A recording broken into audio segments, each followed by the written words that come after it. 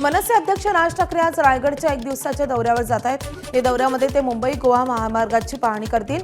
तसंच माणगाव येथील रखडलेल्या बायपास आणि रस्त्यांवर पडलेल्या खड्ड्यांच्या परिस्थितीचा आढावा घेतील।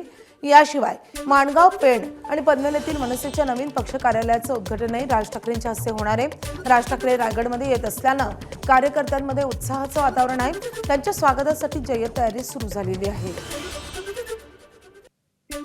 साहेबांच्या स्वागतासाठी अगदी आपला कोकणचा फेमस खालूबाजा, त्याच्यानंतर ढोल ताशा पथक, DJ सिस्टम आणि तुतारी, हे जेवढं जे काय आम्हाला करता येईल त्या सगळ्यांची तयारी झालेली आहे। पूल बांधले ते 3-3, 4-4 महिन्यात पडायला लागलेत। त्याच्यानंतर सर्व्हिस रोडची जी परिस्थिती आहे, हे सगळ्याकडे सरकारचं, आपण निवडून दिलेल्या प्रतिनिधींचं लक्ष नाही आहे। ठेकेदार बिलं पास करून घेत आहेत आणि लोकांनी ब्रिजवरनं पडायची वेळ आली गाड्यांना।